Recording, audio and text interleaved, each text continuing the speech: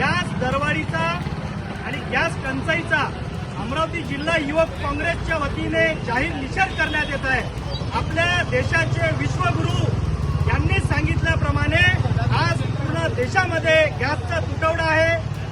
सामान्य लोक रंगेत लागलेले आहे आणि ती अडचण दूर करण्यासाठी कुठेतरी विश्वगुरूंनी त्यांच्या टेक्नॉलॉजीनुसार सांगितल्याप्रमाणे या नाल्यावर गॅस निर्मिती होते असे त्यांनी सांगितले आहे।